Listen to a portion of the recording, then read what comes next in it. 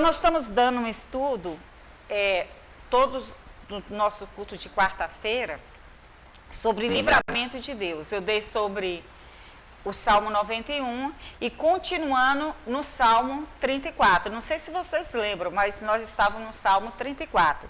E no Salmo 34, hoje nós vamos falar, a partir do versículo 11, 34, 11, fala assim: vinde, filhos, e escutai-me, e eu vos ensinarei o temor do Senhor.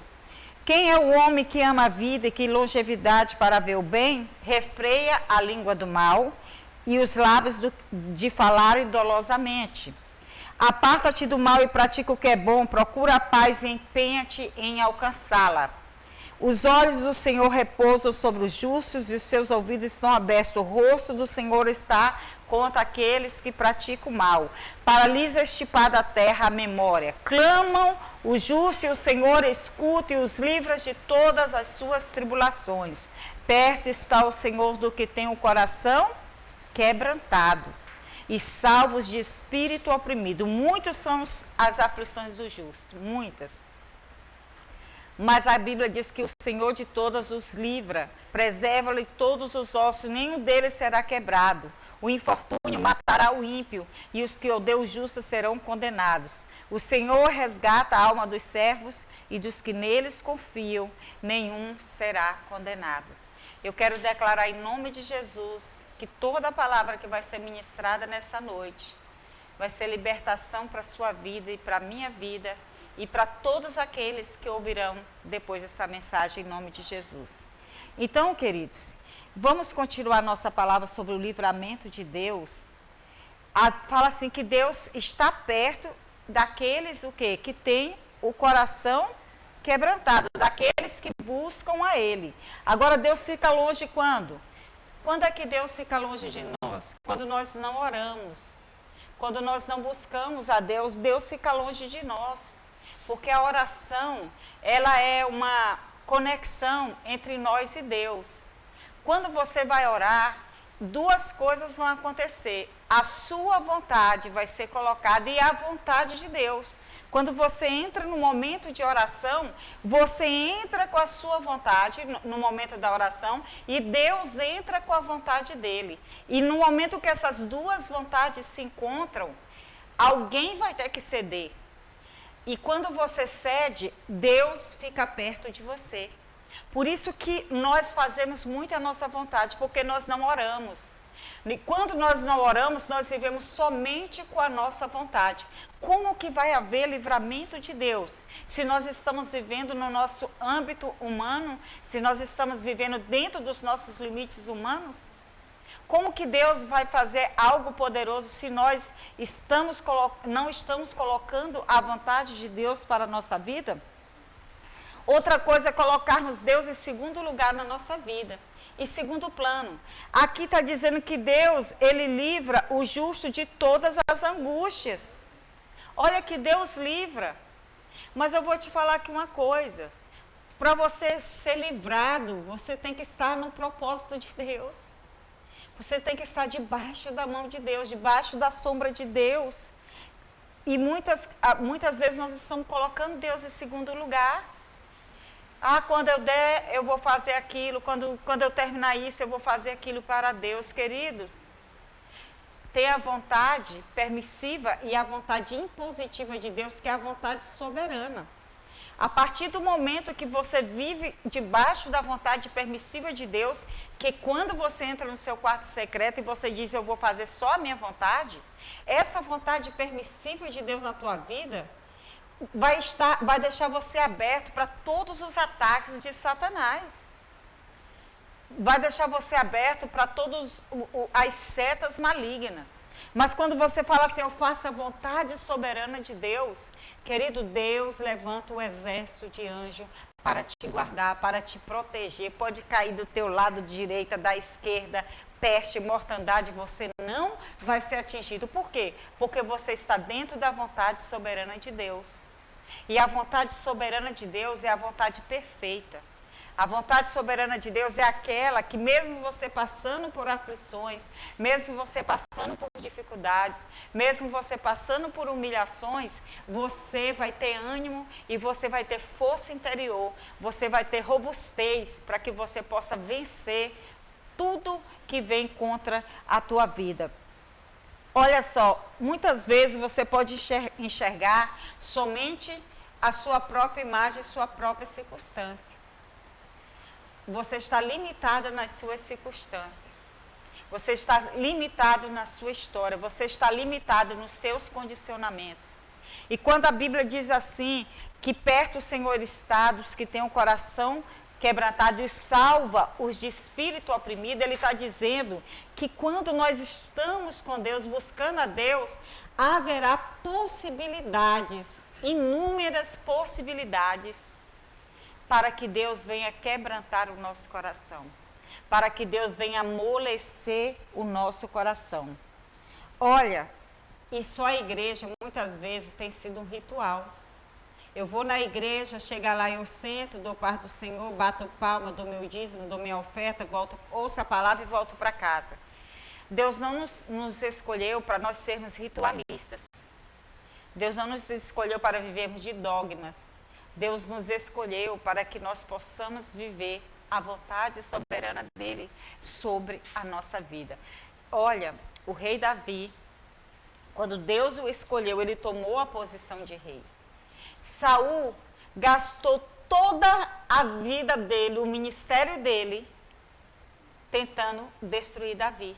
Saul escolheu a guerra errada. A guerra de Saul não era Davi, porque Davi era fiel a Saul. Davi era fiel à liderança de Saul. Davi era fiel, honrava a liderança de Saul. Enquanto Saul poderia ter perseguido os inimigos dele, ele foi perseguir a quem? Ele foi perseguir a Davi. E ele passou os anos da sua vida perseguindo um homem errado. Isso se chama as guerras erradas. As pessoas que você persegue erradamente. Talvez você está com vários problemas na sua vida e você está perseguindo as pessoas erradas. Você está entrando numa guerra errada. Você está entrando em algo que Deus não mandou você entrar. Você está entrando em demandas que Deus não mandou você entrar. Você está entrando em partidarismo que Deus não mandou você entrar. Em facções, em dissensões que Deus não mandou você entrar. E quando você entra nesse emaranhado de coisas que Deus não mandou você entrar, não haverá livramento. Por que não vai haver livramento? Porque essa é a vontade permissiva, é a vontade que você escolheu, é a guerra errada que você escolheu. Agora eu quero te perguntar aqui uma coisa. Quais são as guerras erradas que você tem entrado? Coloca uma coisa na tua cabeça. Se Deus ainda não mudou algumas coisas na tua casa, na tua família, não é você que vai mudar. Então não faça a guerra errada, não vá pela tua própria força. Então, reina em nós, muitas vezes, o que diz aqui, a língua mentirosa, a língua difamadora, a língua do mal, a língua que fala dolosamente. Nós temos que ter cuidado com o que nós falamos. Nós estamos numa época que as notícias são rápidas, que no estalar de dedo, uma notícia nas redes sociais pode disseminar mentiras e verdades. E o que nós devemos fazer? É uma língua dolosa. É uma língua dolosa. Às vezes está no nosso dedo ali escrevendo, mas é o pensamento. Então nós temos que termos cuidado. Agora, onde que Deus está perto? Por que Deus tem que estar perto de nós? Que tem um coração quebrantado. Aquele que ama e honra a sua família. Honra a sua casa. Esses dias eu vi uma reportagem que na China, nessa quarentena, triplicou os divórcios na China, na quarentena. Porque as pessoas já não sabem conviver mais umas com as outras. As pessoas não sabem mais conversar. E o que acontece? Divisões e facções. Quando você ora a Deus, você tem uma oportunidade de viver o sobrenatural na tua vida. Por que o inimigo muitas vezes nos impede de orarmos, a nossa carne? Porque no dia que nós orarmos, de coração, quebrantado, o que vai acontecer? Vai acontecer muitas coisas que você nem nunca imaginou. Tem aquela frase antiga que pouco oração, pouco poder. Muita oração, muito poder. Só que esse poder não é poder para você impactar os outros, é poder para você impactar a sua própria vida também. Então, nós estamos em dias que nós devemos buscar a Deus. Eu acho que você fala, bispo, eu já ouvi demais, eu tenho que orar, eu tenho que buscar a Deus, eu tenho que ler a palavra, eu tenho que fazer isso, eu tenho...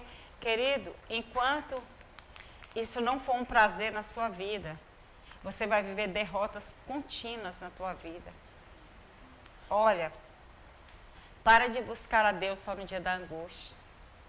Para de buscar a Deus só quando as coisas são difíceis.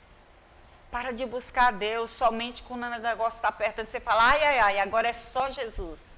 Para. Busca a Deus quando você está bem.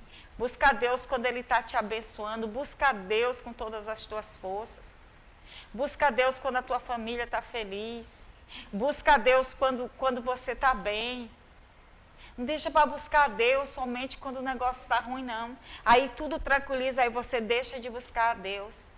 Sabe, às vezes, as pessoas só oram e só jejuam só quando estão com problemas. Elas não têm um devocional, uma vez por semana eu vou jejuar. Por quê? Porque eu tenho que me encontrar com Deus. Eu tenho um momento de ouvir a palavra. Por quê? Porque a palavra tem que impactar a minha vida. Para de ler a Bíblia. Para de ler a Bíblia somente para querer exortar os outros. Leia a Bíblia para você primeiro. Para impactar a tua vida. Amados, imagine na tentação de Cristo. Jesus venceu o diabo pela palavra. E foi o Espírito Santo que levou Jesus para o deserto, para aquela tribulação. Que aquilo foi uma tribulação, porque o Espírito Santo levar você para se encontrar com o diabo foi uma tribulação, irmãos. Foi o Espírito Santo que levou. Não foi o diabo, foi Deus que levou Jesus para ser tentado pelo diabo. E o que aconteceu? Ele venceu pela palavra. Cada palavra que o diabo dava, Jesus vencia pela palavra. Eu fico com medo do diabo hoje nos tentar e a gente só saber o Salmo 23:1. Senhor, meu pastor, e nada me faltará. Porque a palavra não está dentro da nossa mente.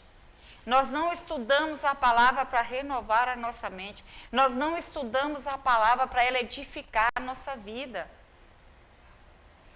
A palavra ela tem que edificar o seu coração. E tem algumas aflições, irmãos, que destroem o nosso ânimo. Tem aflições que destroem o nosso vigor. Tem aflições que vão nos colocar para baixo. Tem aflições que vão nos levar a termos desejo de morrer. Bispo, desejo de morrer? Sim, querido. Sim. Jó, na hora que ele viu o desespero, a tragédia que estava acontecendo na vida dele, ele falou assim, maldito o dia que eu nasci, maldito o dia que eu fui amamentado. Porque ele viu o desespero. Tem situações, retiram de nós, vão tirar de nós o verdadeiro sentido da vida. Vai tirar, você vai se desesperar. O salmista Davi, teve um momento que ele estava tão atribulado, irmãos, mas tão atribulado, que ele falou, se não fosse o Senhor, os meus inimigos teriam me comido vivo. Ele diz assim, se não fosse Deus me pegar e me preservar, os meus inimigos tinham me mastigado. O tanto que o diabo tem desejo de nos destruir. O tanto que o diabo tem desejo de acabar conosco no dia da aflição, no dia da angústia. Quando nós estamos em angústias, também os nossos sonhos, eles levam um caminho, num caminho que nós possamos perdê-los nesse caminho da aflição. Muitas pessoas perderam seus sonhos, perderam a idealização futura de vida, por causa da aflição no dia do caminho. E as aflições também, ela vem para destruir a sua fé. Vem para destruir aquilo que Deus colocou pelo Espírito Santo, que é a fé.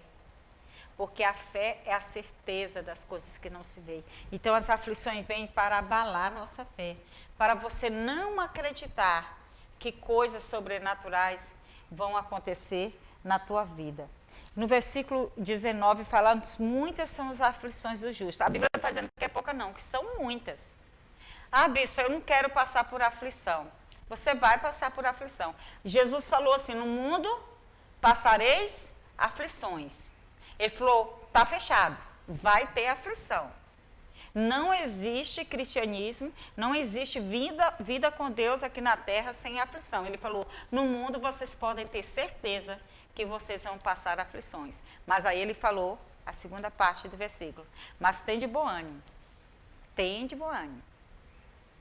Então nós precisamos ter ânimo. Nós precisamos ter força. Porque da mesma maneira que ele venceu o mundo, nós também vamos vencer. Da mesma maneira que ele venceu a carne, nós vamos vencer. Da mesma maneira que ele venceu os religiosos, também nós vamos vencer. Da mesma maneira que ele venceu os espíritos malignos, o próprio Satanás na tentação, também nós vamos vencer. Da mesma maneira que ele passou a tribulação no Getsêmani, suando gotas de sangue. E a Bíblia diz que ele disse que a alma dele estava angustiada ao ponto da morte. Se ele venceu aquela angústia, também você vai vencer. Porque o mesmo Espírito que ressuscitou Jesus Cristo ao terceiro dia, é o mesmo Espírito que habita em nós. E é o mesmo Espírito que ministra e que intercede por nós diante do Pai. Então, a melhor tradução para livrar é o que? Resgatar. Deus veio nos resgatar. E nesse momento que nós estamos passando, nós temos que dizer assim, qual o livramento que Deus vai dar? Aí você tem que colocar o livramento de Deus, você tem que colocar a vontade permissiva de Deus, e você tem que botar a vontade soberana de Deus. O livramento de Deus está aqui. Deus, você está aqui, a vontade de Deus e a vontade permissiva. A vontade permissiva é onde você quer ficar, é como você quer fazer. A vontade soberana é você vai se submeter, se quebrantar, como o Salmo 34, e vai se colocar debaixo da mão do Todo-Poderoso. E você vai se submeter à vontade de Deus, mesmo que você ache terrível essa vontade, mesmo que você ache inapropriada a vontade de Deus para aquele momento. E você vai ficar debaixo da vontade de Deus. E todo esse livramento de Deus virá sobre a tua vida. Virá sobre a tua casa. Virá sobre a tua vida financeira. Virá sobre a tua vida emocional. Virá sobre a tua vida espiritual. Então nós devemos entender o livramento. Porque quando a gente fala de livramento, a gente pensa que Deus, tá, vou livrar, eu vou fazer isso. Não, de qualquer jeito. Queridos, nós devemos estar debaixo da poderosa mão de Deus. O salmista Davi, por que Davi era um homem segundo o coração de Deus? Porque ele era um homem que mesmo, ele teve erros graves na vida dele. Talvez o salmista Davi não seria aceito por nós nas nossas igrejas, de tão grave que foi os erros de Davi. Mas Deus o aceitou. Mas sabe por que veio livramento na vida de Davi? Porque ele era um homem de coração quebrantado. Ele era um homem que buscava a Deus. Ele era um homem que, mesmo quando não tinha tribulação, ele estava fazendo salmos, ele estava cantando, ele estava louvando, ele estava pegando ali a sua harpa. Ele era um homem que, no anonimato, ele tinha uma vida íntima com Deus. E chegou ao ponto dele falar, Deus falou assim, tu quer cair nas mãos dos homens ou nas minhas mãos? Ele falou, Senhor, eu prefiro cair nas tuas mãos. Porque ele sabia que Deus o trataria da forma como deveria. Ele não queria uma vontade permissiva. Ele queria a vontade soberana de Deus sobre a vida dele. Por isso que Davi não se opôs a Saul. Davi não matou Saul. Você não vê Davi falando para o seu exército destruir Saul. Porque ele sabia que no tempo determinado, Deus o colocaria no lugar de honra. Ele sabia que no tempo determinado, ele não precisaria matar Saul. Ele não precisaria estar fazendo uma guerra errada. Ele simplesmente tinha que descansar debaixo da vontade soberana de Deus. Muitas pessoas, estão achando que a vontade de Deus está custando. Querido, deixa eu falar aqui uma coisa. Se você está debaixo do Espírito e você está com Deus e você quer que Ele faça a vontade dEle, se você já está debaixo da vontade de Deus, aí você fala assim, bispo, mas eu estou passando tribulação. Tá, porque você não é melhor do que ninguém. Você não é melhor do que Jesus. Jesus passou tribulação. Todos os homens de Deus na Bíblia passaram tribulações. O apóstolo Paulo foi um homem que passou todo tipo de tribulação. Teve vezes que o navio onde ele estava naufragou. Quando naufragou, ele chegou na ilha. Quando chegou na ilha, que ele foi acender uma fogueira, uma víbora foi lá e mordeu ele. Mas o apóstolo Paulo parou? Não, ele não parou. Cada tribulação que tinha, ele era mais firme. Ele se levanta dali e vai orar pelo líder daquela ilha e o cura através do nome de Jesus. Sabe o que é isso? Senso da vontade soberana de Deus. Né? Eu sei que tem tribulação que são como terremotos. Nos faz tremer as nossas estruturas. Tem situações que fazem tremer os nossos pensamentos. Parece que separa a nossa alma do nosso corpo. Mas Deus vai fazer de uma forma tão poderosa que você vai ver o livramento de Deus, não no seu tempo, mas no tempo dele. Você vai olhar para as pessoas da sua casa e você vai dizer, Senhor, eu queria isso agora. E Deus vai dizer assim, do seu tempo ou no meu tempo? Então, esses dias não fique com medo de nada. Devemos tomar todas as prevenções que estão nos mandando, mas não tenha medo de nada. Não tenha medo da morte, não tenha medo da vida, não tenha medo de nada. Sabe por quê? Porque se você estiver debaixo da vontade soberana de Deus, esse livramento vai ser poderoso. Esse livramento vai ser poderoso. E você vai ver Deus enviando os seus anjos para lutar as tuas guerras. Deus vai enviando. A última pessoa que eu quero falar é sobre Acabe. Acabe era um homem que vivia oscilando. Deus falava com ele, ele dizia que ia se arrepender, aí Deus não destruía ele, aí ele ia, aí ele voltava. Ele era uma corrente alternada. Teve um dia que Elias ficou chateado com Deus, porque Deus não destruiu Acabe, porque Deus falou para Elias, eu vi arrependimento. E Elias ficou ali angustiado com Deus, por Deus não destruir. Mas Deus está te dando oportunidades. Quando foi um dia, Acabe foi para a guerra disfarçado, e alguém lançou uma flecha, e uma flecha bateu em quem? Em Acabe. Sem ninguém saber que era o rei. E ele morre. Sabe por quê? Porque ele estava na vontade permissiva. Ele não se quebrantou. Ele não se prostrou. Ele não se humilhou. Mesmo ele vendo o profeta Elias, mesmo ele vendo cair fogo do céu, mesmo ele vendo os profetas de Baal sendo humilhados, mesmo ele vendo a cidade, o país dele sem água, depois ele vendo com chuva, ele não se humilhou.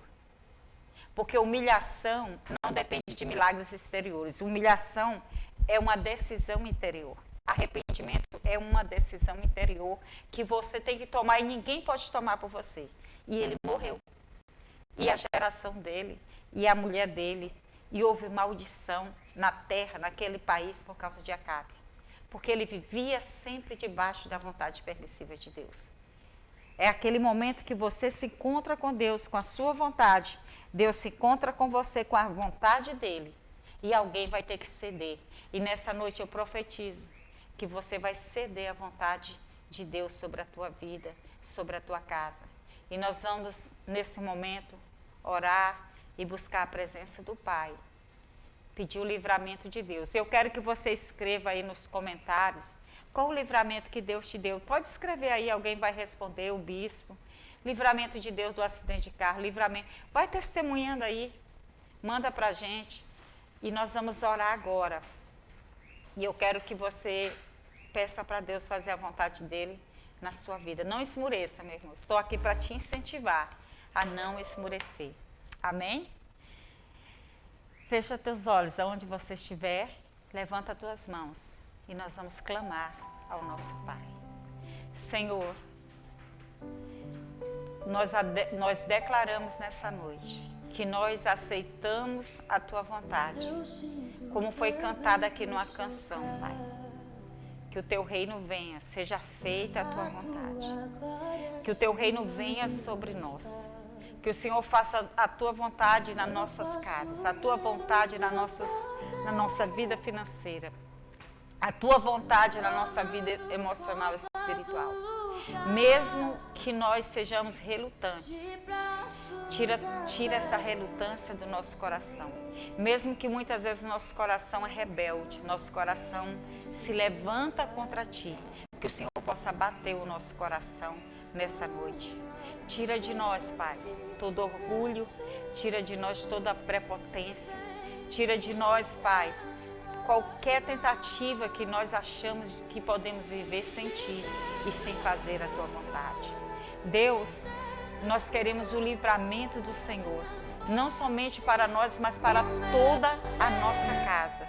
E que nesse momento Teu Espírito Santo possa estar visitando cada um dos nossos familiares e que o poder de Deus possa estar influenciando o coração de cada um deles e que o poder de Deus possa estar transformando cada um deles. Eu declaro que a enfermidade saia das nossas casas em nome de Jesus, que as forças malignas, os espíritos opressores e malignos saiam das nossas casas em nome de Jesus Cristo.